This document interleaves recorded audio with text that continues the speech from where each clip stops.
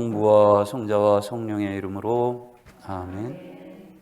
시작 기도는 토마스 머튼의 기도로 바치겠습니다. 저의 주 하느님, 저는 지금 제가 어디로 가는지 알지 못하고 제 앞에 놓여 있는 길을 보지도 못합니다. 그리고 이 길이 어디서 끝나는지도 알지 못하며 저는 저 자신도 알지 못하고 제가 당신의 뜻을 따르고 있다는 사실도 제가 실제로 그렇게 하고 있다는 것을 의미하지도 않습니다. 그러나 저는 믿습니다. 제가 당신을 기쁘시게 해드리고자 하는 바람은 실제로 당신을 기쁘시게 한다는 것을, 그리고 저는 제가 하는 모든 일 안에서 이 희망을 견지하기를 바랍니다. 저는 그 희망을 저버리게 하는 어떤 것도 하지 않기를 바랍니다. 저는 압니다. 제가 이렇게 한다면 저에게 어떤 길이 펼쳐질지 모를지라도 당신께서 저를 올바른 길로 이끄시리라는 것을, 그리고 비록 제가 길을 잃고 죽음의 그늘 밑에 있는 것처럼 보일지라도 저는 항상 당신을 신뢰할 것입니다. 저는 두려워하지 않을 겁니다. 왜냐하면 당신께서는 늘 저와 함께 계실 것이며 제가 겪는 위험 속에 저를 홀로 내버려 두지 않으실 것이기 때문입니다. 영광이 성부와 성자와 성령께 성부와 성자와 성령의 이름으로 아멘. 이걸 내려놓으라고? 그거나. 하여튼 오늘 여러분들과 함께 나누게 될 주제는 프란시스칸 영성과 생태 영성, 프란시스칸적 관점에서 본 생태 영성입니다. 제가 오늘 여러분들께 토마스 머튼의 기도를 바치면서 이렇게 함께 나누면서 이 강의를 시작하게 되는 이유는 이 생태 영성은 희망의 영성이에요. 뭔가를 해야 하고 뭔가 의무가 주어지고 책임을 해야 하고 하는 그런 거라기보다는 희망의 영성이기 때문에 제가 이 기도를 바쳤습니다. 토마스 머튼의 이 기도는 여러분들 아시는 분 계시겠지만 고독 속에서의 명상이라는 책에 나오는 기도입니다. 제가 미국에서 잠깐 공부할 때 제 고백 신부님께서 영어로 이거를 한 페이지를 이렇게 타이핑을 해가지고 저한테 제 방에 이렇게 놓아주신 거를 제가 번역을 해서 이렇게 보다 보니까 나중에 보니까 그게 고독 속에서의 명상에 나오는 기도더라고요. 근데 토마스 머튼에 의하면 고독이라고, 독거라는 것은 물리적으로는 혼자일지 모르겠지만 진정한 독거에 들어가게 되면 모든 존재와 일치하게 되고 모든 존재의 관계성 속으로 들어가게 된다. 그래서 사실은 이 독거라는 것 혹은 고독이라는 것은 영성적인 의미에서 얘기하는 겁니다. 이것은 홀로 있음 이런 것 정도의 것이 아니라 연결을 얘기하는 거예요. 연결. 그래서 사실은 우리가 혼자 내가 무엇을 해나간다고 생각할 때 굉장히 어렵지 않아요? 근데 누군가가 함께하고 누군가가 도움을 준다라고 생각한다면 희망이 있죠. 특히나 우리를 창조해 주시고 우리를 구원으로 이끌어 가시고 완성으로 이끌어 가시는 하느님께서 나와 함께 하신다면 희망이 있겠죠. 그죠? 저는 이 토마스 머튼의 이 기도를 제가 이렇게 가끔씩 이렇게 묵상을 하면서 그런 생각을 해요. 우리는 어쩔 수 없이 부족합니다. 우리는 어쩔 수 없이 부족하기 때문에 우리 한계를 늘 느끼면서 살아가고 가끔은 절망하기도 하고 좌절하기도 합니다. 그렇지만 우리가 이러한 약함, 이러한 연약함을 지니고 있다는 것은 한편으로 보면 연결고리를 갖고 있다는 것도 의미를 해요. 내가 아무것도 부족하지 않다면 내가 누군가 연결될 필요가 없겠죠. 그죠? 바로 그런 측면입니다. 토마스 머튼은 자기가 이렇게 정말 하나님을 기쁘시게 하고자 하는데 그렇게 하지도 못하고 있고 내가 지금 어디로 가고는 있는데 어디로 가는지도 잘 모르겠고 내 앞에 무슨 길이 놓여 있는지도 모르겠는데 그러나 내가 하나님을 기쁘시게 해드리고자 하는 그 바람, 다른 말로 얘기하면 하나님과의 관계성 속에 있고자 하는 그 바람이 하나님을 기쁘시게 해드리고 정말로 이것이 나를 행복으로 이끌어간다. 그래서 나는 죽음의 그늘 밑에 앉아있는 것처럼 느낄지라도, 내가 그렇게 생각이 들지라도 나는 결코 두려워하지 않고 실망하지 않을 거다. 하나님께서 나를 결코 혼자 그렇게 내버려 두시지 않을 것이기 때문에 이것이 굉장히 중요한 의미입니다. 오늘 우리가 나누게 될 생태 영성도 역시 그 연결고리를 찾는 거거든요. 연결점. 여러분들 그걸 에콜로지라는 말은 독일의 어떤 학자가 처음으로 이렇게 쓰기 시작한 건데, 여러분들 에코라는 단 그리스의 오이코스라는 단어에서 옵니다. 그리스어의 오이코스. 이건 집이라는 뜻이에요. 여러분들 뭐 에큐메니칼 할 때 쓰는 그것도 거기서 오는 거고요. 오이코스. 이것도 이 에콜로지라는 것도 그러니까 집의 학이에요. 그러니까 이 말은 다른 말로 얘기하면 생태학이라는 것은 집을 어떻게 우리가 볼 것인가, 그리고 그 집 안에서 우리는 어떻게 살아갈 것인가, 이것을 얘기하는 거예요. 요즘 요즘 아니지만 어쨌든 프란시스코 교황님께서 찬미 받으소서라는 회칙을 내시고 거기에서 아주 교황님께서 많이 쓰신 단어가 뭐예요? 공동의 집이라는 거죠. 이게 이제 굉장히 중요한 말입니다.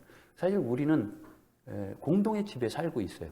공동의 집이라는 것은 한편으로 얘기하면 우리가 한 집안에 살고 있고 우리는 그렇게 연결된 고리를 갖고 살아가고 있는 존재들이라는 겁니다. 이런 측면에서 생태학이라는 것은 우리가 잃었던 그 연결고리를 되찾는 것. 그러니까 우리 흔히 사람들이 이렇게 얘기하면 생태학 그러면 자연보호 이것부터 딱 생각을 합니다. 그런데 사실은 그렇지 않습니다. 생태라고 얘기하면 우선은 우리 그 영성적인 측면에서 보면 생태 영성 얘기할 때는 하느님과의 관계 회복이고 우리 서로 간의 관계 회복이고 더 나아가서는 모든 피조물과의 관계 회복입니다. 이것이 바로 생태 영성이에요. 그래서 지금 우리가 이제 그 참미받으소서 이후에 계속해서 우리가 쓰고 있는 말 중에 하나가 뭐예요? 생태적 회개라는 말을 쓰죠. 그죠? 생태적 회개. 회개라는 게 과연 뭘까? 이제 회개를 한다고 하면 우리가 회개라는 말은 메타노이아라고 하죠. 메타노이아인데 이 메타노이아라는 원래 메타노이아의 원뜻은 노이아라는 것은 우리 생각하고 그 어떤 생각, 개념 파악 이런 거예요. 그 메타노이아 하면 우리 생각을 뛰어넘는 쪽으로 가는 거예요. 우리는 흔히 메타노이아 하면 이렇게 가던 길에서 정반대로 방향을 틀어서 돌아가는 것을 이제 우리는 그렇게 얘기를 했잖아요. 그렇죠? 하나님께로부터 멀어지다가 하나님께로 다시 돌아가는 것. 이렇게 얘기를 했는데 틀린 말은 아닙니다. 하지만 원래 본뜻, 그 말이 갖고 있는 그 뜻을 찾자면은 우리의 개념, 우리의 생각을 뛰어넘는 거예요. 그러니까 우리가 흔히 얘기할 때 합리적이다라고 얘기하는 말의 반대말은 우리가 뭐라고 보통 생각을 해요? 비합리 혹은 불합리 이렇게 얘기하잖아요. 근데 사실은 아닙니다. 합리적인 것의 반대말은 초합리적인 것입니다. 우리의 생각, 우리가 합리적으로 생각한다, 우리가 이성적으로 생각한다, 논리적으로 생각한다라는 것을 뛰어넘는 거예요. 그러니까 우리가 갖고 있는 통념을 뛰어넘어서 어디론가 가는 거예요. 그래서 우리 그 전에 그 교황 요한 바오로 2세 강론 신부님이었던 카피친회의 칸탈라 메사라는 분은 회개라는 말에 대해서 어떻게 얘기를 했냐면 돌아섬이라기보다는 도약이라고 얘기를 했습니다. 도약. 이게 딱 맞는 말이에요. 우리가 생각하는 이런 그 생각에서 우리의 관념 혹은 우리의 갖고 있는 편견 이런 것을 훌쩍 뛰어넘는 것. 이것이 바로 회개다라고 얘기를 하는 겁니다. 그래서 생태적 회개라는 건 뭐냐면 이제 우리가 여태까지 살아가면서 이것으로는 좋게, 이거면 됐어 라고 생각했던 것들을 뛰어넘는 거예요. 우리에게서 가장 필요한 것이 뭘까? 우리에게서 가장 필요한 것. 지금 현대사회가 요구하는 것. 아니면 우리 내면 깊숙한 곳에서 요구하는 것은 바로 관계성 회복입니다. 관계성 회복이에요. 우리는 여러분들 다 그럴 거예요. 같이 함께 사는 것 참 어렵죠. 그죠? 우리 특히 수도자들 함께 사는 건 힘들잖아요. 그죠? 아니, 부부도 마찬가지고. 사랑해서 살고, 우리 같은 목표를 갖고 살아가는데도, 힘들잖아요. 그런데, 또 혼자 살으면 또 힘들어요. 에, 제가 그 얼마 전에 그 넬슨 만델라에 관한 글을 다시 한번 읽게 됐는데, 그분이 로벤섬이라는 곳에서 27년간 그 감옥 생활을 하죠. 그죠? 여러분들 아실 겁니다. 뭐 인종차별에 반대하는 운동을 하다가, 그 양반은 무력 운동도 했었던 사람입니다. 여러분들 아시다시피 노벨 평화상을 받은 사람이지만, 근데 어쨌든 그분이 27년간 그 감옥 생활을 한 그 로벤섬 그 감옥에서 그 27년 중 18년을 독방에서 살아요. 근데 보통 사람들은요, 한 달 정도 독방에서 살면 미친답니다. 근데 이 사람은 그걸 견뎌냈어요. 어떻게 견뎌냈는가? 연결고리를 계속 찾아갔습니다. 그러니까 그분이 그런 얘기를 하잖아요. 물 먹을 때도 감사했고, 밥을 먹을 때도 감사했고, 강제 노동을 하러 갈 때도 감사했고. 모르겠습니다. 이 감사한다는 말이 무슨 말인지 우리가 여러분들 잘 생각하면 알 거예요. 근데 이분이 출소하고 나서, 물론 뭐 대통령도 되고 그렇죠. 그런데 자기를 고문했던 사람, 자기에게 무기징역을 선고했던 판사, 이런 사람들과 함께 만찬을 하고 용서를 해줍니다. 이게 어디서 나오는 걸까?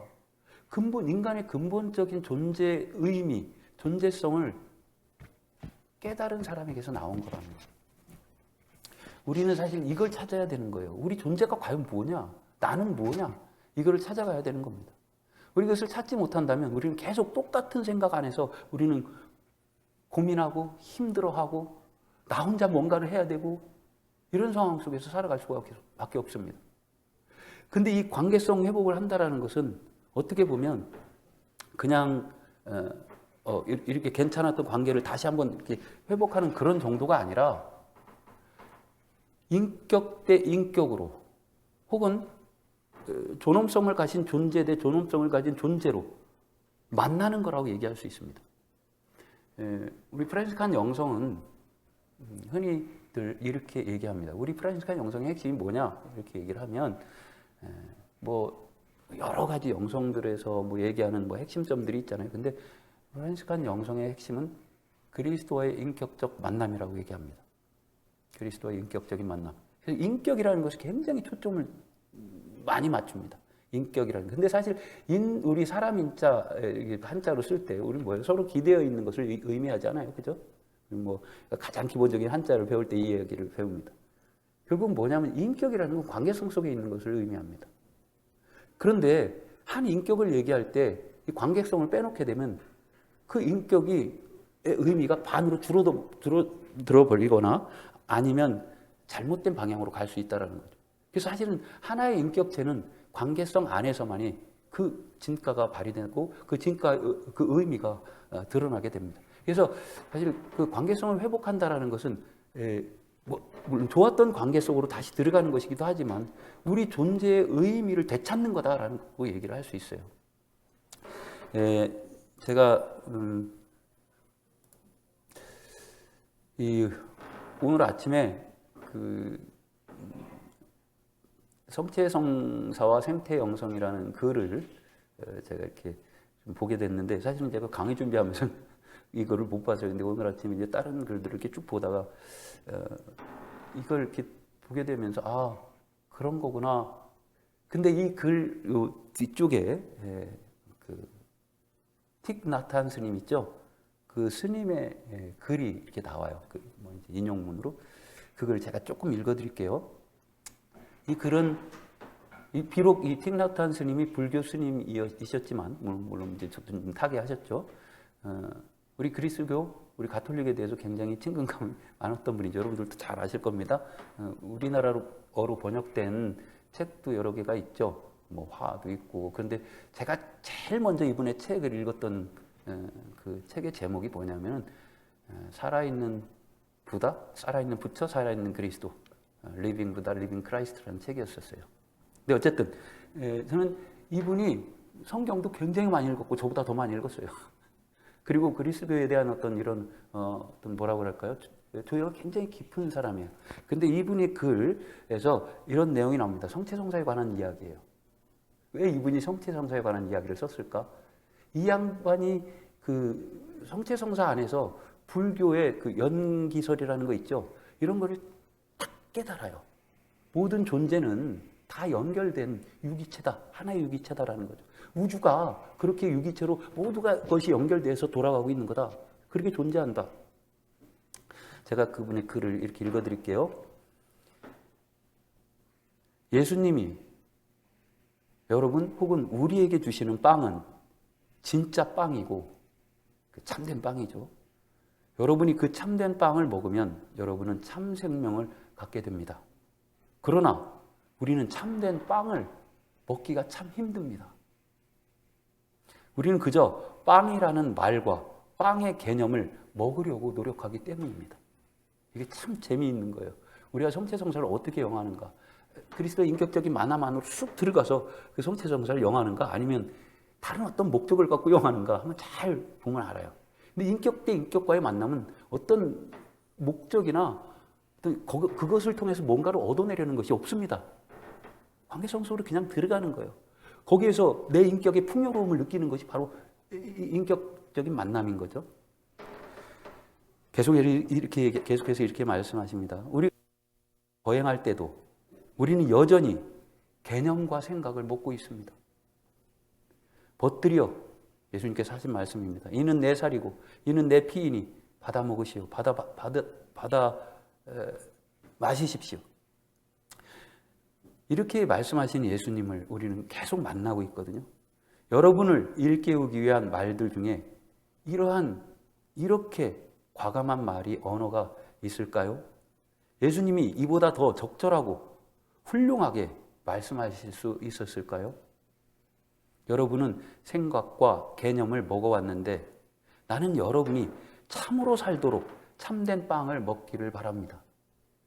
여러분이 현재의 순간으로 돌아온다면 온전히 살아있는 모습이 되어 이것이 참된 빵이며 이 빵 조각이 우주 전체의 몸이라는 것을 깨닫게 될 것입니다. 이제 여기에 이제 그 의미가 들어있어요. 제가 지금 말씀드리고자 하는 거예요. 만일 그리스도가 하느님의 몸이라면 실제로 그렇지만, 그렇죠? 그리스도는 하느님의 몸이죠. 그분이 주시는 빵은 또한 우주의 몸인 것입니다.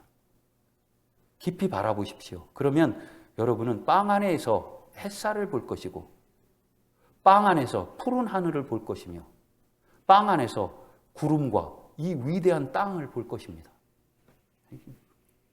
굉장히 중요한 말이에요. 빵 안에 들어있지 않는 것이 무엇인지 말할 수 있을까요? 모든 것이 들어있습니다. 무의당 그 양반이 이름 갑자기 무의당 그 선생님, 그 선생님이 쓴 책의 제목이 나락 하늘 속의 우주라는 책이 있어요. 여러분 혹시 보신 분들 계세요? 나락 하늘 속의 우주. 그게 사실은 맞는 말이에요. 나락 하나에는 우주가 들어있다. 이 나락 하나가 생기기 위해서 모든 것이 작용을 해서 나락 하나가 생기는 거예요. 이것도 똑같은 것입니다. 왜 예수님은 당신을 빵이라고 그러면서 우리에게 내어주시는가? 인간의 가장 근본적으로 필요로 하는 양식. 우리로서는 만약 예수님께서 우리 한국이나 요 동양 쪽에 오셨다면 밥이라고 말씀하셨겠죠? 근데 바로 이겁니다. 우리가 살아가는 데 있어서 가장 필요한 것, 가장 근본적인 빵의 모습으로 오신다. 그런데 나락 하늘 속의 우주처럼 이 빵 안에는 우주가 들어있다는 거죠. 우주 전체는 이 빵 조각을 여러분에게 가져다 주기 위해 한데 모인 것입니다. 빵 조각 안에 모든 것이, 우주 전체가 모여 있는 것입니다. 여러분은 살아있고 참으로 살아있는 존재가 되는 그런 방식으로 이 빵 조각을 먹는 것입니다. 성령이 여러분 안에서 에너지가 되는 그런 방식으로 성체성사를 영하십시오. 그러면 예수님이 여러분에게 주시는 빵 조각은 그저 생각이나 개념이 되지 않게 될 것입니다. 성체성사를 어떻게 영하는지 한번 보세요. 우리는 매일매일 예수님께로부터 당신과의 관계성으로 다시 초대를 받고 있습니다. 교황 프란치스코께서 교황이 되신 후 가장 먼저 쓰신 회칙이 뭐예요? 복음의 기쁨이죠? 네, 복음의 기쁨. 복음의 기쁨 그 앞에 부분, 제가 생각으로 한 3항 정도 될 겁니다. 3항에 4항. 여기에 무슨 내용이 나오냐면 여러분은 그리스도와 인격적으로 만나도록 힘쓰십시오라는 얘기가 나와요. 그리고 그것이 잘 되지 않거든 그렇게 하려고 노력이라도 하십시오. 이 그리스도와의 인격적인 만남, 그래서 얻게 되는 기쁨에서 배제된 사람은 아무도 없습니다. 그 인격적인 만남을 통해서 우리가 갖게 되는 인격적 풍요로움, 그 행복, 그것을 느끼도록 교황님은 초대하시는 것이고, 사실 이 교황님의 초대는 예수님의 초대였습니다. 초대이고요. 우리는 그래서 사실 이런 인격적인 만남을 통해서 무엇을 해야 하는가? 내가 또 다른 그리스도로서 다른 사람들을 그런 인격적인 만남으로 초대하는 존재가 되는 겁니다. 이것이 바로 생태적 회개예요. 별거 아닙니다. 근데 별거 아닌데 어려운 거죠. 어떤 미국 신부님이 애들 주일학교 교리 시간에 들어가가지고 그런 걸 이렇게 물어봤대요. 여러분들 성인을 뭐라고 정의할 수 있습니까? 성인의 정의가 무엇입니까? 라고 물었더니 뭐 아이들이 성인이 도대체 뭐예요? 어덜트 성인 말고요. 세인트 성인. 이 성인이 뭡니까? 라고 애들이 뭐 웅성웅성하면서 했는데 어떤 한 10살 남짓한 여자아이가 손을 이렇게 들더니 뭐라고 얘기했냐면 그 아이가 아마 뭐 그런 체험이 있었는지 모르죠. 그 스테인 글라스를 통해서 이렇게 빛이 들어오는 것을 상상을 하면서 얘기한 거라고 그래요. 빛을 통과시켜주는 사람입니다. 여러분들 얼마나 아름다운 말이에요. 빛을 통과시켜주는 사람이라는 말, 이 말은 어떤 그 영성가가 얘기했던 거하고 그 맥을 같이 해요. 그 영성가가 뭐라고 얘기하냐면 성인은 그 사람의 인격 됨됨이를 말하는 것이 아니다. 성인은 그 사람의 투명성 정도를 얘기하는 거다.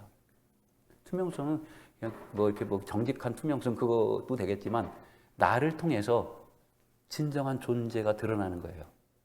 존재의 원천? 누굴까요? 나를 통해서 하느님이 드러나는 거게 그게 성인이에요. 여러분들 제가 가끔 그런 얘기를 합니다만은 저는 이제 성프란치스코를 사부님으로 모시고 살아가는데 내가 지금 성프란치스코하고 같이 산다고 합시다. 그럼 쉽겠어요? 성인들하고 같이 사는 게 그렇게 어렵다고 하잖아요. 얼마나 열심히 살겠어요. 그거 따라가려고 얼마나 힘들겠어요. 근데 또 달리 얘기하면 그냥 단순히 열심히 살아서가 아니라 성인들한테도 치명적인 약점들이 다 있다는 겁니다. 우리는 그걸 알잖아요. 사실 그거 없는 사람이 세상에 어디 있어요. 제가 2012년도에 국제 양성 항목장 모임에 갔을 때 그때 아마데오 첸치니라는 우리 수도신학 전문가, 수도신학 신학 전문가죠. 그분이 이제 강의를 한 적이 있었어요. 근데 그분이 그런 얘기를 했습니다. 사도 바오로의 회개는 다마스커스로 가는 그 여정에서 겪었던 그 사건을 통해서 이루어지긴 했지만 그것이 회개를 전적으로 완전히 얻어낸 것은 아니었다. 그것은 회개의 첫 발자국을 띄운 것뿐이었다. 밟은 것뿐이었다라고 얘기해요. 그러면서 그분이 무슨 얘기를 하냐면 이 사람이 사도 바오로가 정말 회개에 어느 정도에 들어섰던 때는 사도 바오로가 그게 언젠지는 잘 모릅니다. 사도 바오로가 나 바오로가 라는 말을 이제 하지 않기 시작할 때다. 사도 바오로가 자주 쓰는 말이 있어요. 나 바오로가. 어떨 때는 잘난 척도 얘기하는 것처럼 진짜요. 그런데 그 나 바오로가라는 말을 쓰지 않고 대신 무슨 말을 하는가? 이제는 내가 사는 것이 아니라 내 안에서 그리스도께서 사십니다. 사실은 이런 인격적인 만남으로 들어가게 되면 내가 너가 되고 너가 내가 되는 거예요. 우리는 또 다른 그리스도가 되는 겁니다. 우리는 그래서 또 다른 그리스도로서 모든 사람들을 관계성으로 계속해서 초대하는 그런 그리스도의 역할을 하는 거죠. 제가 그 인신우 예수라는 그 책을 지금 이제 한 3번째 읽고 있는데, 그게 무슨 책이냐면 인신우 예수, 라틴 말입니다만은 글은 영어로 쓰여 있어요. 신우라는 것이 품이에요. 원래는 이 여자들의 가슴 여기를 얘기하는 파인 곳, 굴곡이 있는 그 계곡 같은 곳, 신우. 그래서 품이라고 번역을 합니다. 인신우 예수하면 예수님의 품 안에서인데, 그 어떤 베네딕토의 그 신부님께 예수님께서 신부님에게 목소리로다가 그분이 이제 성체조비를 할 때 계속해서 사적인 계시를 하셨던 그 말씀들을 그 책에 기록한 거고, 그분이 미국 신부님이신데 아일랜드에서 그런 사제들의 성체조배, 그 회개, 사제들의 보소 이런 것을 위해서 수도원을 만들어서 거기서 이제 이런 사제들을 위한 피정도 하고 그러면서 지금 살고 있는데, 그분이 그렇게 1990 몇 년부터 2000 몇 년도까지 예수님께로부터 받았던 말씀들을 적어놓은 거예요. 더블린 교구의 교구장님이 인준을 해서 책으로 나온 겁니다. 뭐 지금 18개의 언어로 번역이 됐다고 그랬는데, 우리나라도 이제 누가 번역을 한다고 그러는데 다 했는지 모르겠습니다만, 근데 거기에 무슨 내용이 나오냐면 예수님이 그 사제에게 이렇게 얘기합니다. 나의 첫 번째 사제들에게 부탁했던 그것은 아직도 그리고 영원히 유효하다. 그것은 그 부탁했던 그 내용, 내가 그 사제들에게 부탁했던 내용이 뭐냐? 여러분들 뭐였었어요? 예수님께서 뽑으신 첫 번째 사제들이 누구예요? 12사도겠죠? 근데 그 중에서도 특히 누구예요? 특별한 일이 있을 때 이렇게 동반하게 했던 베드로, 야고보, 요한 아니에요? 근데 최종적으로 겟세마니에서 그런 고통 속에 계실 때에 이들을 데리고 갑니다. 그리고 이들이 졸고 있을 때 예수님께서 뭐라고 그랬어요? 단 1시간만이라도 나와 함께 깨어 있어다오.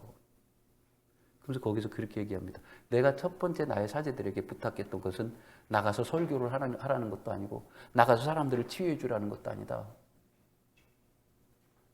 나가서 자선을 베풀으라는 것도 아니다. 내가 첫 번째 나의 사제들에게 부탁했던 것은 나와 함께 머무는 일이다.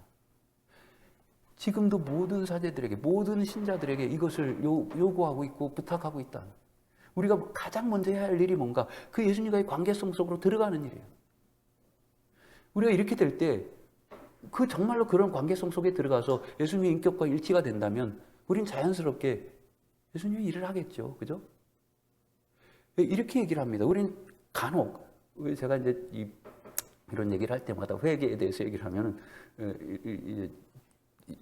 이 말씀을 꼭 드리는데, 회개는 어떻게 보면 아까 도약이라고 그랬죠. 도약이면서 동시에 주객의 전도입니다.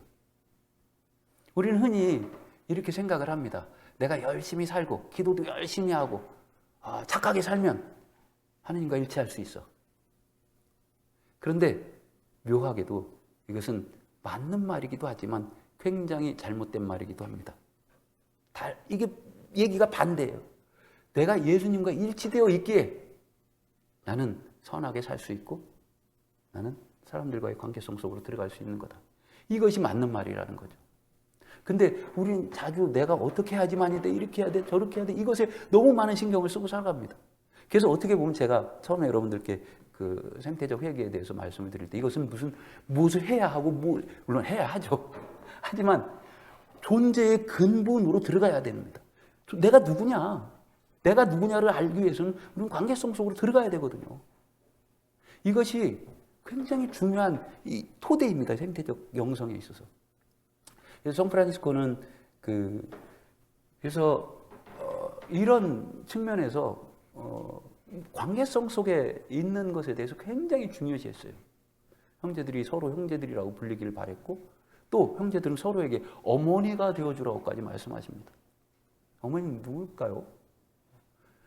그 자식과 진정한 관계성 속으로 들어가는 것이 어머니예요. 이런 겁니다.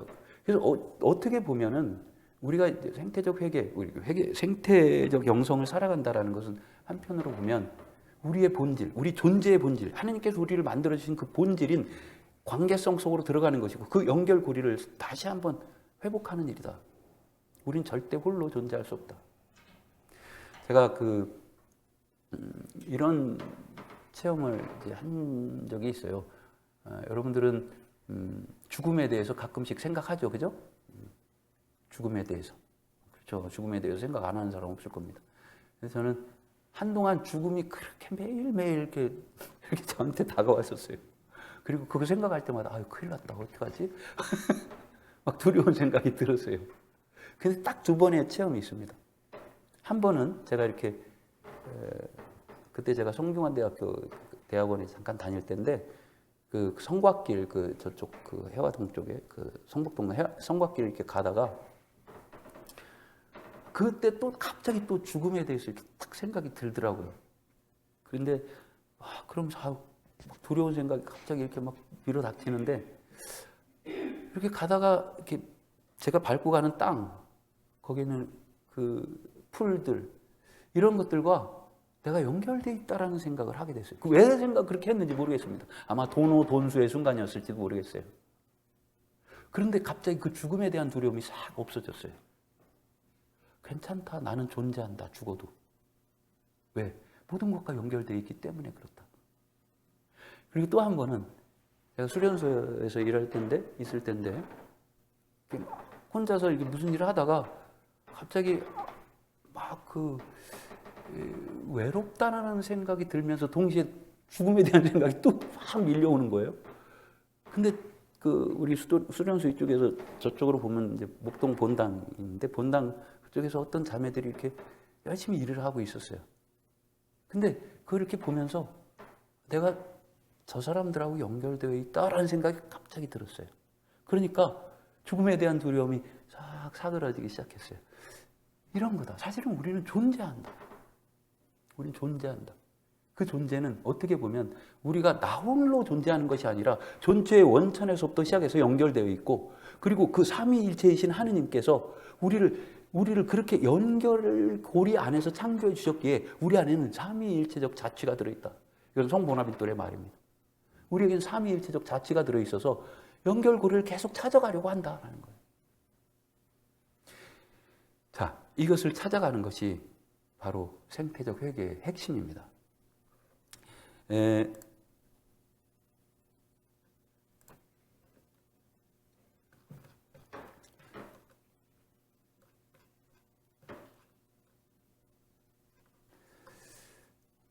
모든 것이 같은 근원에서 생겨나온다는 인식은 프란치스코를 지금까지보다 더 큰 애정으로 가득 채웠다.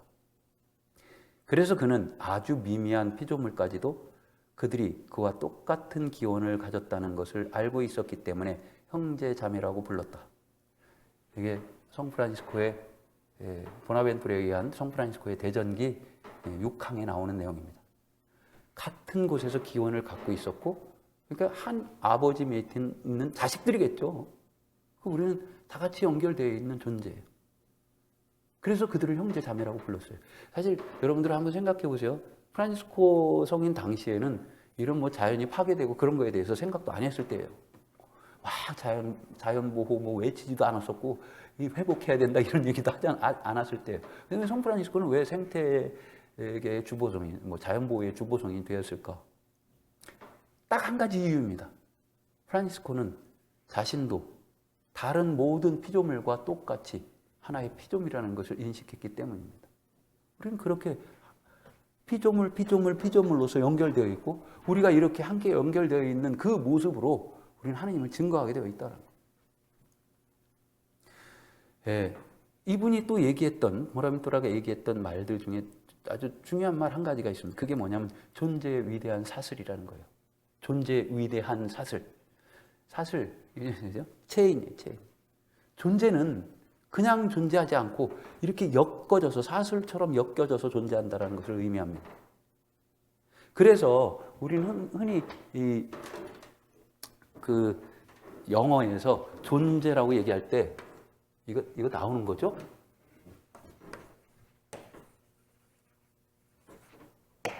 빙이라고 얘기하잖아요. 빙. 있는 것. 존재하는 것, 존재 이렇게 얘기하는데 사실은 being이라는 말은 존재를 완벽하게 설명할 수 있는 말이 아니다라는 거예요. 이게 틱 나탄 스님이 한 말입니다. 오히려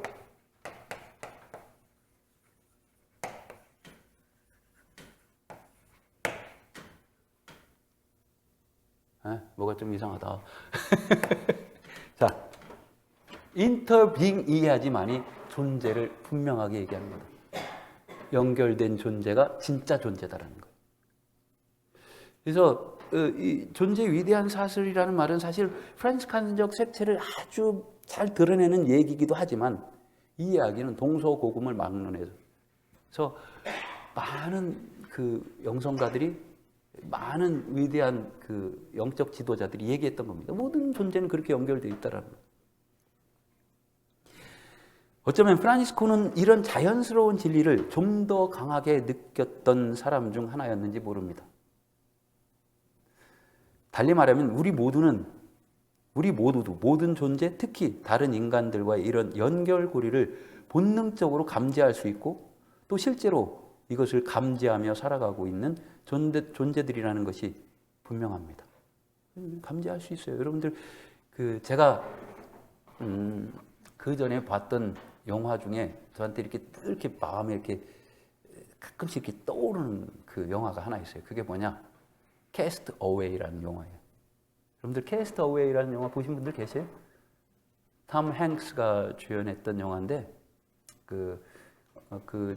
제가 그 영화에서의 주인공 이름 모릅니다. 근데 어쨌든 톰 행스가 뭐 비행기를 타고 가다가 이 비행기가 추락을 해서 바다에 떨어지고 갱신이 이렇게 표류해가지고 가서 무인도에 가서 살게 되는 영화고 무인도에서 다시 탈출해서 나오는 영화죠.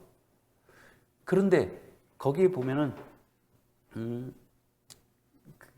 이 사람이 이렇게 막 처음에 뭐를 하다가 이제 뭐 먹을 것도 구해야 되고 이제 자기가 살아야 될 도구들도 찾아야 되고 하니까 이제 바닷가도 나가고 산도 가고 하다가 이제 그 바닷물로 떠내려오는 여러 가지 가재 도구들 뭐 그런 것들이 있겠죠. 그런 것들을 이제 갖고 오게 되는데 그 중에 하나가 이제 배구공이었어요. 배구공을 만든 회사가 윌슨이었습니다. 윌슨이 스포츠용품 만드는 회사예요. 근데 그 윌슨이라는 배구공을 가져와서 거기다가 이제 그 윌슨이 뭐 좀 바람도 빠졌겠죠. 그 위에다가 흙 같은 걸 해서 풀 같은 거 하나 올려놓고 자기 피를 이렇게 내가지고 거기다 눈, 코, 입을 그려요. 그리고 자기가 사는 동굴 그 앞에 벽에다가 매달아 놓습니다. 그리고는 어디 나갈 때 윌슨 내가 뭐 어디 갔다 올 테니까 잘 지내고 있고 막 걔랑 얘기를 하는 거예요. 근데 그 윌슨은 배구공이에요. 그냥 바람 빠진 배구공. 거기다 이것만 그려놨을 뿐이야. 그리고는 또 돌아와서는 윌슨 내가 오늘 뭐 했고 막 얘기를 하고. 그 윌슨을 아주 대단한 존재로 여기게 된 게 뭔지 알아요? 여러분들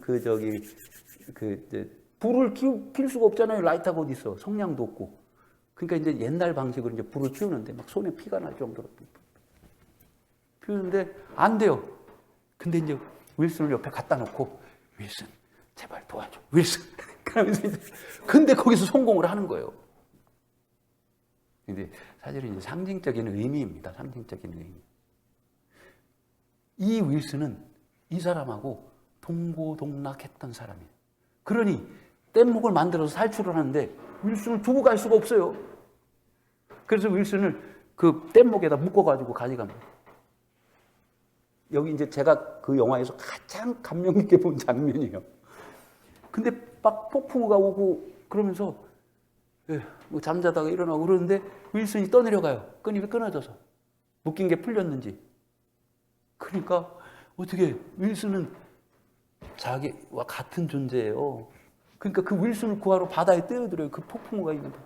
근데 가도 또 떠나가고 하니까 결국은 그냥 다시 배에 들어와서 막 통곡을 하는 내용이 나요. 윌슨 그러면서. 아니 그 배구공 하나인데. 자, 여기서 우리는 이것을 좀 생각해 볼 수 있습니다. 인간은 관계성 없이는 살 수 없는 존재다. 인간은 홀로 살 수 없는 존재다. 그래서 토마스 머튼이 그런 얘기를 한 거예요. 정말로 독고에 고독에로 들어가게 된다면 결국은 하느님과 만나게 되고 그 하느님께서 관심을 갖고 계신 모든 피조물과 특히 인간들과 일치될 수밖에 없는 거다. 그래서 물리적으로는 혼자일 수밖에 없지만 실질적으로는 내면적으로는 모든 존재와 일치되어 있게 된다. 이제는 그가 그리스도의 몸이 되는 거겠죠. 굉장히 중요합니다. 우주적인 그리스도의 몸이 되는 겁니다. 여러분들이 이것이 가능하다고 생각합니까? 저는 가능하다고 봅니다. 이것이 생태적 회개의 근본 목표입니다. 영성에서의 근본 목표는 신화라고 해요. 하느님화. 또 달리 얘기하면 그리스도의 동일화. 우리 프란치스칸 그 양성에 있어서는 이렇게 얘기합니다. 그리스도의 동일화. 그리스도처럼 되는 것. 결국은 이것이 가능한가? 네, 가능하니까 하나님께서 우리를 그렇게 만들어 주셨어요. 당신의 모상으로 당신과 유사하게. 제가 이 얘기는 어디 가서도 자주 얘기를 하는데 그 전에 제가 넷지오 와일드라는 그 TV 채널에서 넷지오 와일드 여러분들 채널 아세요?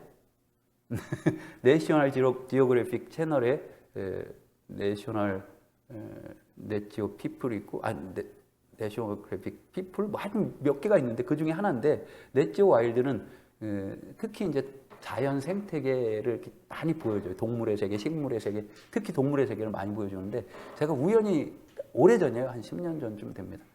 TV를 틀었는데 제가 주로 보는 TV 채널이 그 채널이거든요. 물론 지금 뭐 텔레비 볼 시간도 없지만 거길 틀었는데 그때 뭘 해줬냐면은 개미와 벌의 일생을 다큐멘터리로 해줬었어요.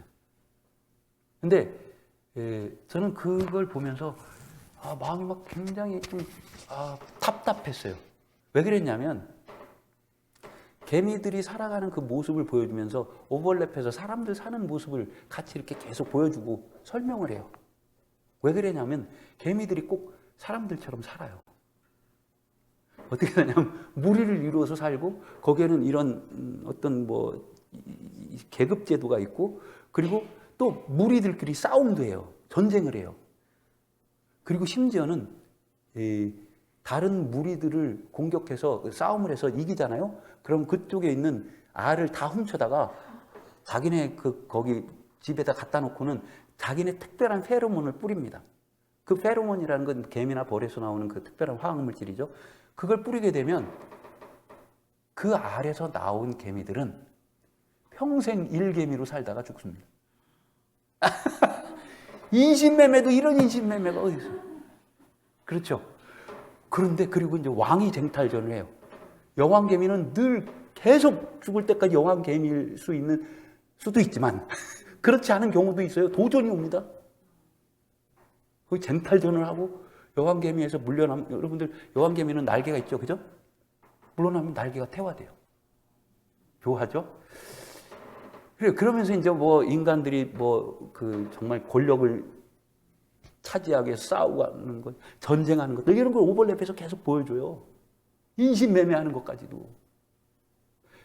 그러면서 그 방송을 진행했던 사람이, 다큐멘터리를 진행했던 사람이 뭐라고 이렇게 멘트를 하냐면은 개미들이 꼭 사람들처럼 삽니다.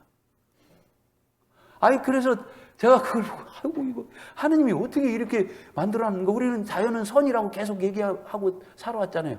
그죠? 이게 선이에요. 근데 이 동물들이나 우리 인간 이외에 다른 피조물에게는 윤리적인 감각은 없습니다. 그래서 이게 선이냐 아니냐를 따질 필요는 없어요. 근데 저는 그렇게 생각이 든 거죠. 왜 하느님이 이렇게 만들어놨을까? 선으로 창조하셨다면 서로 잘 지내야 될 거 아니에요? 싸우고 빼앗고 심지어는 동물들 있죠. 순놈들끼리 싸워가지고서 암놈을 차지하기 위해서 그러고 그래서 암놈을 차지하면 그 전에 나왔던 새끼들을 죽이고 이런 것들이 비일비재하는 거예요. 이게 뭐 자기 종족을 계속 더 많이 퍼뜨리기 위해서 그런다는 건 알아요. 그런데 제가 어쨌든 간에 이것을 이렇게 쭉 보고서는 이거 참 하나님 도대체 이게 왜 그렇습니까? 라고 이렇게 막 생각을 하고 그러고서 고민을 하는데 답이 안 나와요. 얘네들이 원래는 착하게 만들어놨는데 착하고 나쁘고도 없어요. 애들이 진화를 저렇게 한 건가? 아니면 정말 이렇게 그냥 만들어진 건가? 하나님께서 이렇게 창조하신 건가? 그러다가 한 가지 결론을 얻었어요. 뭔지 알아요? 개미들이 사람들처럼 사는 게 아니라 사람들이 개미들처럼 사는 겁니다. 무슨 말이냐면 이게 이제 우리 그렇죠? 하느님께서는 인간을 당신처럼 만드셨어요. 하느님처럼 살도록 만드셨어요. 근데 우리가 짐승처럼 삽니다. 달리 얘기하면 내 것을 위해서 남을 파괴하고 그 수단으로 활용하고 이렇게 살아가는 거죠. 그러니까 그 결론을 얻은 것이 그래 참 다행이었어요. 우리는 어떻게 살아가야 될 것인가? 하느님처럼 산다. 그럼 하느님처럼 산다는 것은 무엇일까? 하느님께서 그 존재 자체로 관계성을 이루듯이 하느님이 성부, 성자, 성령의 이 관계성 안에서 살아가요. 저는 어떻게 보면 이렇다고 봅니다. 하느님은 완벽하고 전능하신 존재죠. 그죠?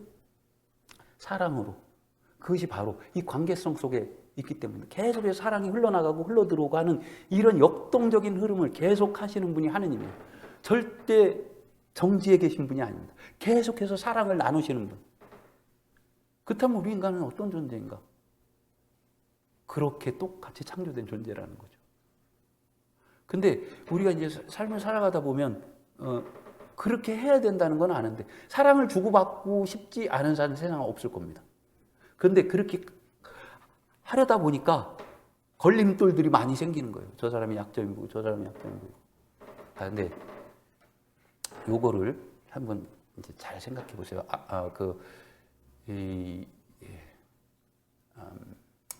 안토니 드멜로의 책에 나오는 것일 건데 어떤 수도원에 그 수도원이 굉장히 이렇게 막 융성했고 기도 소리도 우렁찼고 막 사람들이 거룩한 사람이 산다고 사람들이 많이 찾아오고 그랬던 수도원 뭐 이런 얘기는 여러분들 들어봤을 겁니다. 그런 수도원이었어요. 근데 시간이 조금씩 지나면서 수도원이 이렇게 쇠하기 시작합니다. 쇠하기 시작해요. 그래서 이게 자꾸 그렇게 가다 보니까 이제 성가 소리도 줄어들고 기도 소리도 줄어들고 사람들도 찾아오지도 않고 형제들 간의 관계도 뭐 이렇게 되고 그리고 이제 성소자가 안 와요. 그래서 거기 원장수사님이 이제 용하다는 예언자를 하나 찾아갑니다. 용하다는 예언자를 찾아가서 우리가 왜 이렇게 됐는데 우리 참 잘 나가던 데인데 이렇게 됐습니다. 그래서 어떻게 이걸 다시 회복할 수 있는 방법을 좀 알려주세요. 그러니까 그 예언자가 한 말이 있어요. 여러분들이 거기 사는 사람들 중에 구세주가 인간이 돼서 이렇게 육화돼서 와서 살고 있는 사람이 있는데 여러분들이 그분을 못 알아봐서 그렇다. 그래서 이제 이 사람이 한참 생각을 한 거예요. 이 수사, 저 수사, 저 수사 다 생각을 해봤는데 다 아니야. 아무리 생각해도 이게 구세주일 수가 없어. 그래서 어떻게 해요? 가서 이제 형제들을 모아놓고 저 사람이 이렇게 얘기하더라. 저 예언자가. 우리 중에 구세주가 있다는데 그걸 알아봐야 된단다. 근데 이제 그날부터 조금씩 달라지기 시작했어요. 왜? 거기 있는 사람들 한 사람 한 사람 다 너도 아니고 너도 아니고 너도 아니었는데 혹시 저 사람이면 하는 생각에 그 사람에게 조심스럽게 대하기 시작했어요. 다 서로에게 존중해주기 시작했어요. 그랬더니 새롭게 수도원이 일어서기 시작했습니다. 기도 소리도 커졌고 많은 사람들이 찾아왔고 성소자도 생겼고 형제들의 관계도 좋아졌고 당연하겠죠. 서로를 존중해 주는데 자 이거예요. 사실 우리는 어떻게 보면 하느님께서 만들어 주신 그 모습을 살아가는데 이것을 못 살아가게 하는 것이 있어요. 그게 뭐냐? 자유예요. 자유. 참 묘하죠? 하느님께서 아담과 하와를 창조해 주시고 동산에 탁 가서 막 그래 다 해라. 자유를 완전히 주셨어요. 근데 한 가지 제약을 주십니다. 그게 뭐예요? 동산 한가운데 있는 선과 악을 알게 하는 나무에서 열매는 따먹지 말아라. 요게 한 가지 제약이에요. 한 가지 제약. 그런데 그 한 가지 제약이 뭔지 알아요? 자유의 상징입니다. 묘하죠? 그냥 자유의 상징일 뿐이에요. 근데 우리는 그걸 제약이라고 생각해요. 왜? 여러분들 나한테 자유가 주어졌으니까 내 마음대로 살아갈 수 있다라고 생각을 한다면 세상이 어떻게 되겠어요? 모든 사람이 그렇게 살아간다면 난장판이 되겠죠? 그런 겁니다. 그러니까 어떻게 보면 그 일리아 델리오가 우리 프란시스칸 수녀님이 있어요. 미국의 수녀님인데 그분이 뭐라고 얘기하냐면 하느님께서 우리에게 주신 자유는 관계성을 거스르는 자유가 아니라 관계성을 위한 자유다. 이게 굉장히 중요한 말이에요. 관계성을 위한 자유다. 우리는 이쪽으로 계속 다시 회복해 가야 되는 거다. 그러니까 우리가 하느님처럼 살아야 된다. 물론 쉽지 않죠. 그러나 이것을 계속 가로막는 것이 나에게 주어진 자유가 있는데 말이에요. 난 이렇게 하고 싶어, 이렇게 하고 싶어. 나한테 뭔가가 제한이 되고 한계성이 주어지는 것을 나는 받아들이고 싶지 않습니다. 그러나 우리가 진정으로 사랑을 하려면 그 한계를 받아들여야 될 때가 있는 거예요. 그러니까 정말로 사랑한다라는 것은 무엇일까요? 나를 내어주는 거 아니겠어요? 그죠? 나를 내어준다라는 것은 한편으로 보면 나에게 있는 자유를 진정으로 활용하는 겁니다. 이거죠. 그래서 우리는 사실 하느님께로부터 이 관계성 안에 살아가도록 자유라는 것을 부여받았는데 그 자유가 우리 인간의 어떤 이런 잘못된 생각에 의해서 뭔가를 가로막는 제한으로 되어버렸다는 겁니다. 그런데 잘 보게 되면 제한이라기보다는 서로에 대한 책임이고 진정한 사랑 나눔을 위한 하나의 전제라고 얘기할 수 있는 거겠죠. 조금 쉬었다 할까요? 졸리신 것 같으셔서. 여기